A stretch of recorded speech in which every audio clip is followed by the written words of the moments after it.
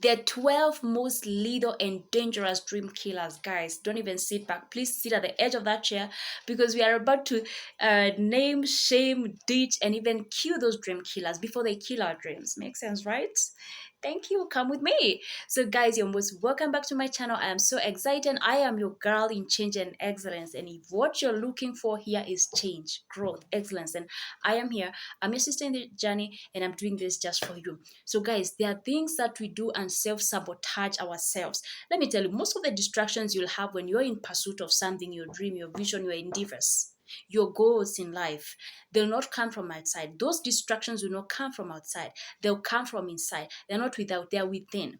And we need to be able to identify them, name them, define them, shame them, and then we ditch them, or we start working on them before they rob us of our dreams, they rob us of our destiny, they rob us of our dreams. And let me tell you, they are small and simple things that we may overlook, but they are very merciless, they are very lethal, and they are very dangerous, and they don't appear like that. But I want us to put them into context and just address them as they are. They are lethal, merciless, and dangerous, and they will leave you with a destiny unfulfilled, a life not lived, and a life full of regrets. And that should not be your life, right?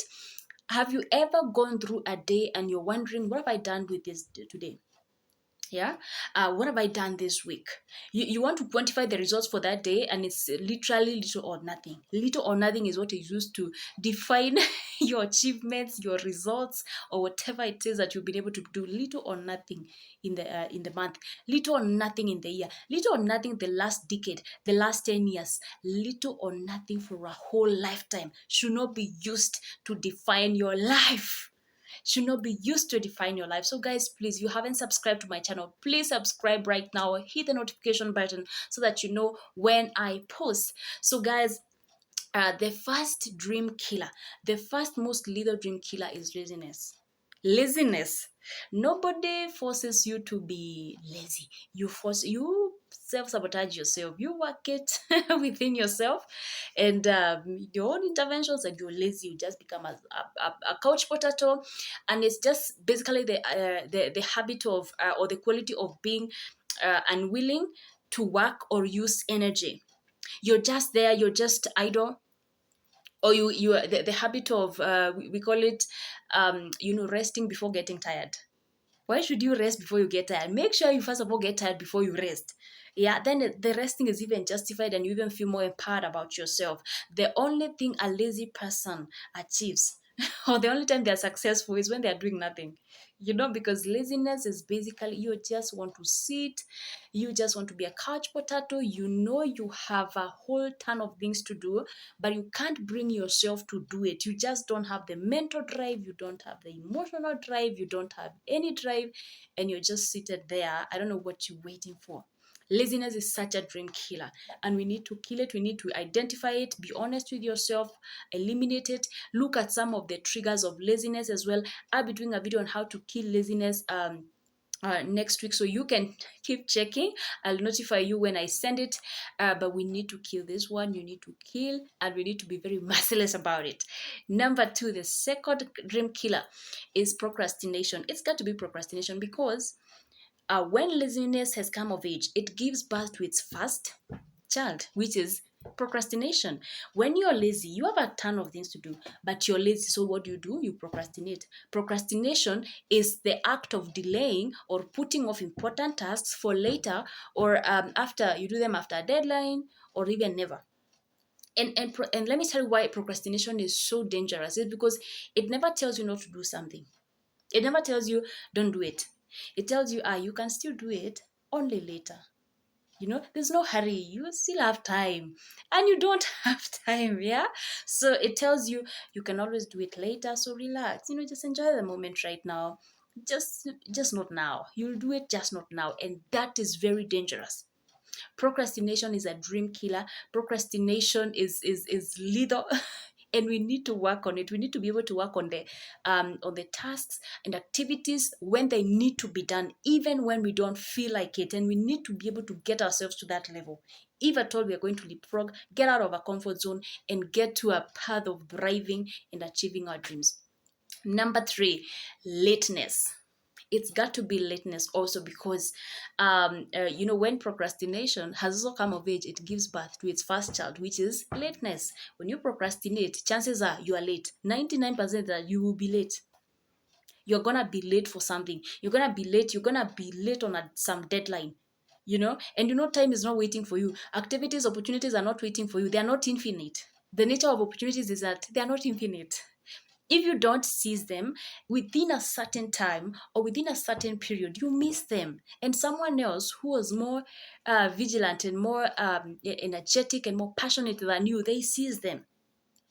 Anytime you're late, you miss an opportunity. Lateness is missing time. Lateness is missing an opportunity. Lateness is missing a life.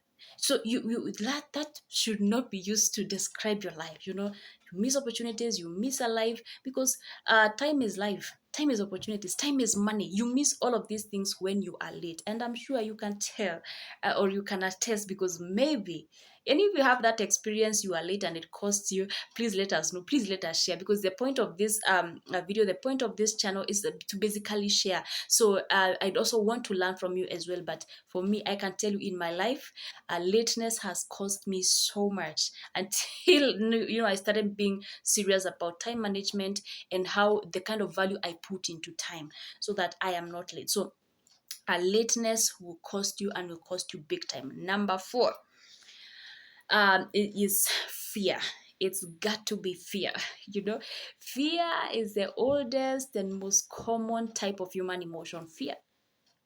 And you see, there are 3 types of fear. There is a fear of the unknown. I've never done it. I don't know how to do it. I don't know what will happen if I do it, because I've never done it. The fear of the unknown. It has robbed so many of your dreams. And you never know what you can do until you do it. You never know how far you can go until you go. So you need to keep on disrupting your status quo and doing something for the first time, and getting over yourself, challenging yourself. That's the nature of that. That's how life should be lived. Challenging yourself, and challenging yourself, until you're able to achieve that which you want, the goal that you want. So fear will keep you there thinking, oh, what may happen if I do this? I have never done this. Fear of the unknown. By the way, I've done a video called here. It's here on YouTube. It's called Stop Blaming Fear. And it's a very interesting way of looking at fear, by the way. I speak of the fear of the unknown. Please, you need to check it out. Check it out, watch, and let me see your comments kindly. The second type of fear is the fear of failure. Of course, fear of failure. None of us want to fail.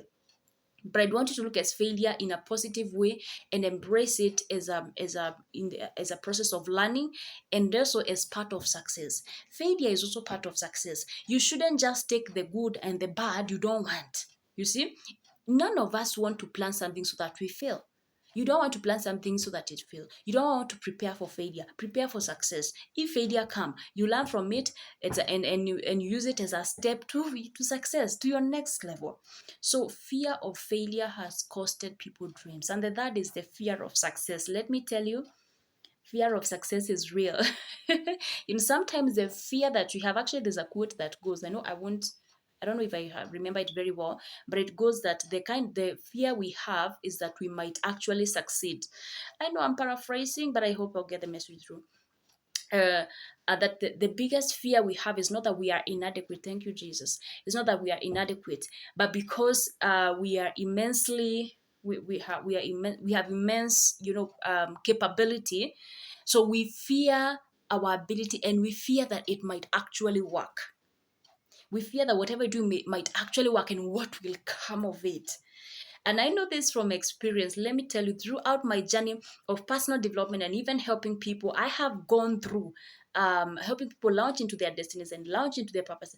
I have experienced this fear of success. What if it's actually successful, and what will happen to me, and how it, and you never know until you get there and do it, and you actually launch, and you get to another level, and to glorious levels. And that is what we want. So fear is a dream killer.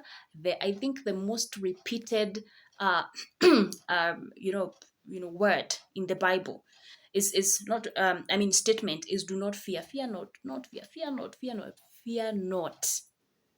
Let's eliminate fear. Okay, I think I'll be doing so many videos. On all these 8 times, I'll do video On all of these 12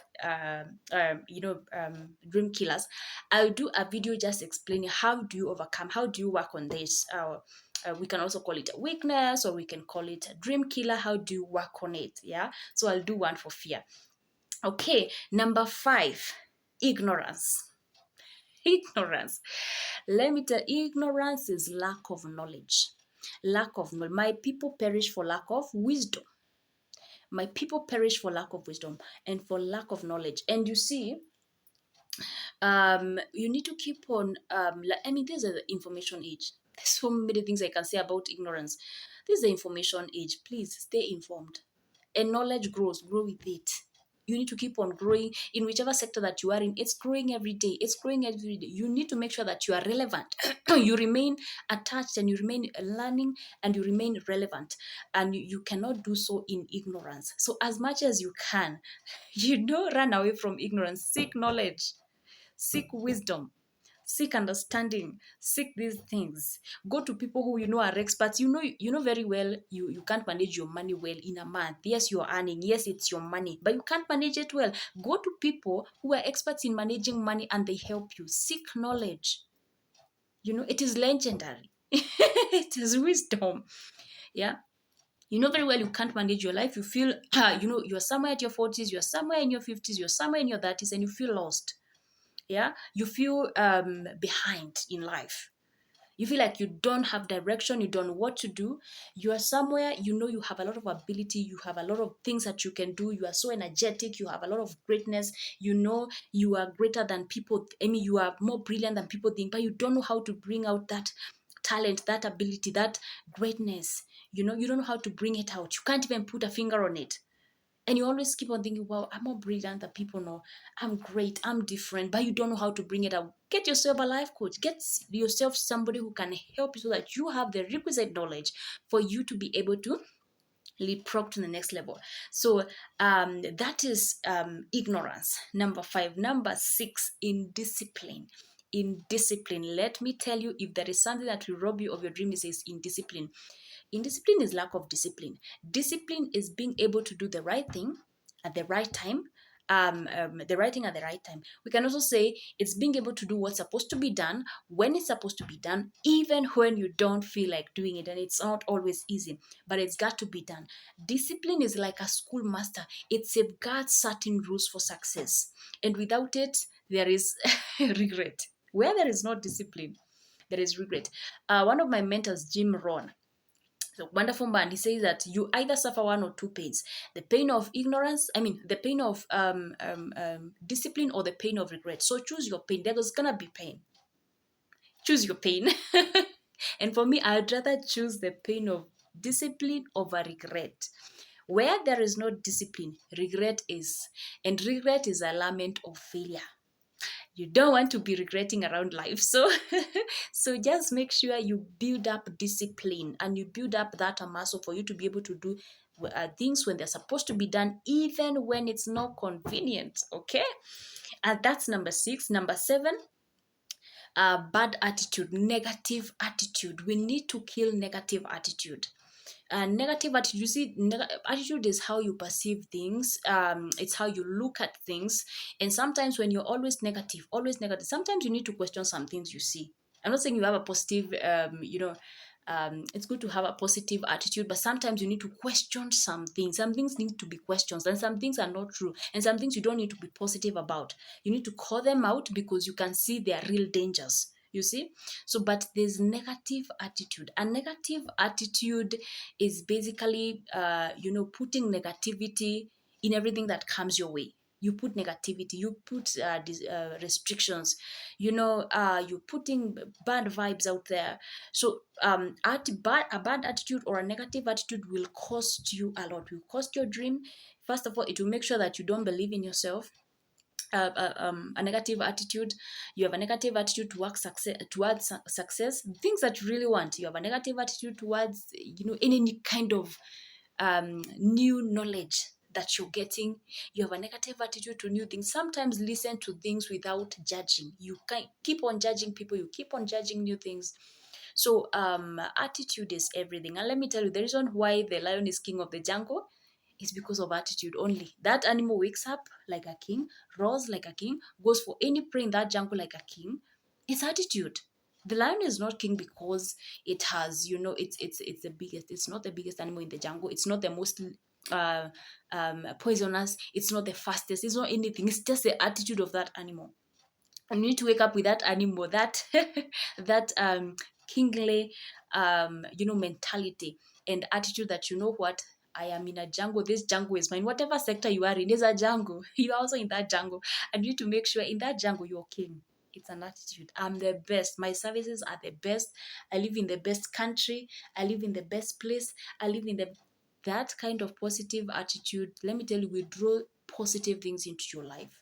Please kill negative attitude at any cost. Okay, that's number 7.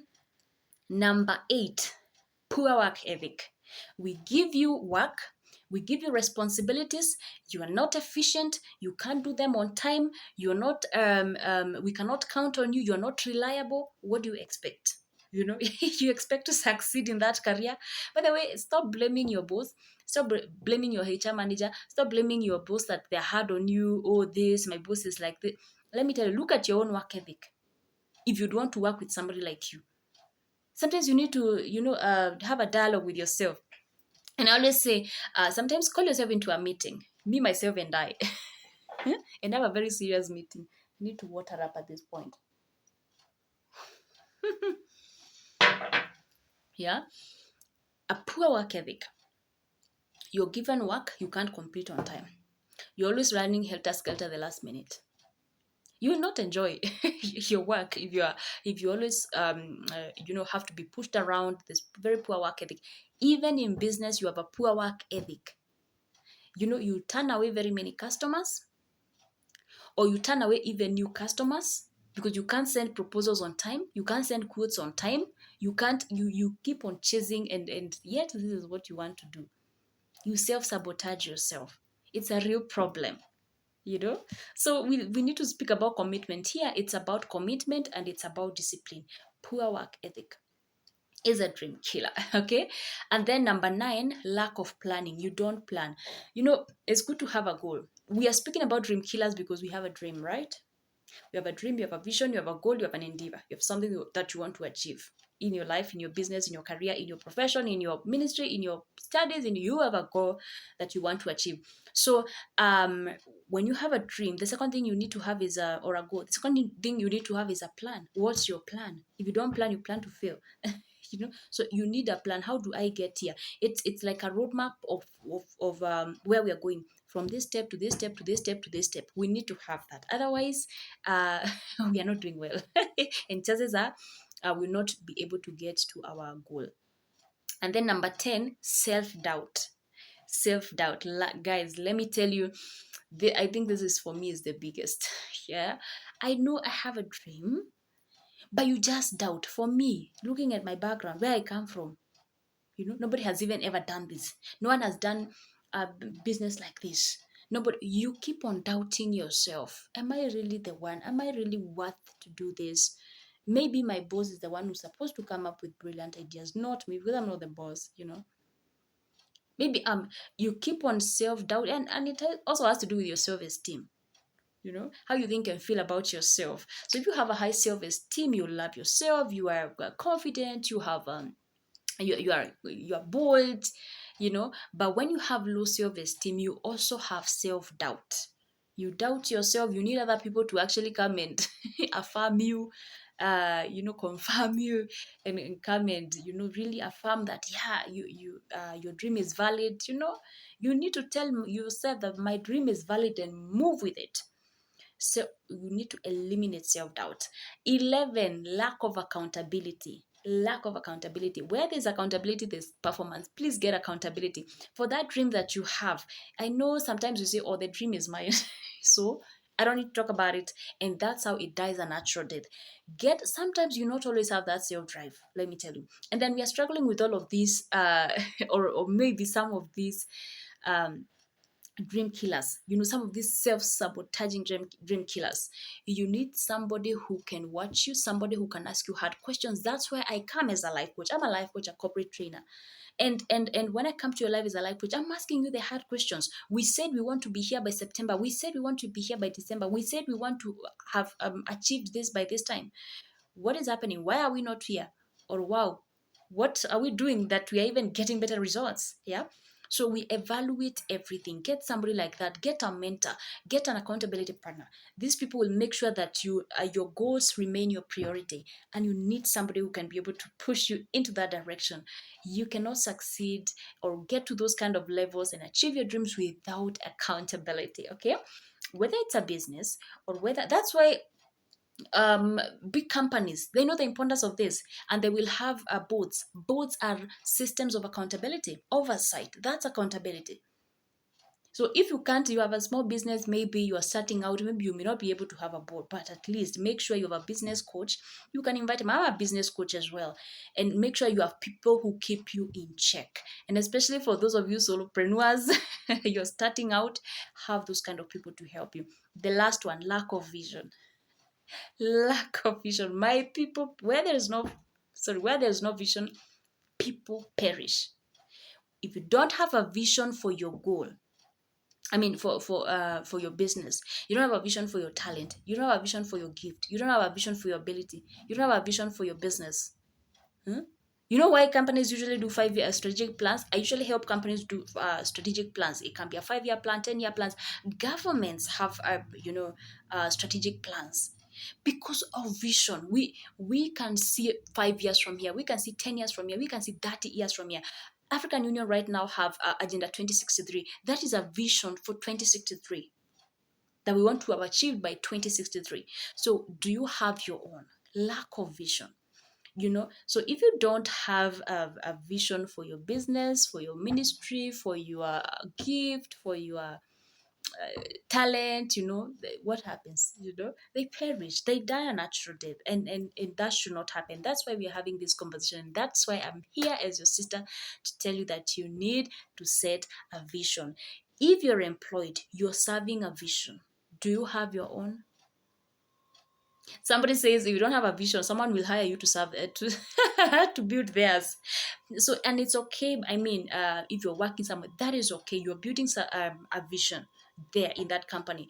You also need to have your own personal vision for your life. And I welcome you to my personal development program, because we actually go through a process of looking at a life plan, doing a life plan. And we say, this is where I see myself in the next 5 years, 10, 20, 30, for 50. We do a lot of work around vision and destiny. And I do invite you into the process. It's one of the most refreshing, one of the most, um, you know, powerful programs that I have. And actually it's actually my most I would say best-selling program that I have, the personal development program. Let me know if you'd want to know about it or participate in it, and I'll be very happy to engage you. So guys, those are the 12 little most dangerous dream killers. Please let me know the ones you're struggling with or how you have been able to overcome, and see you in the next video. Thank you very much.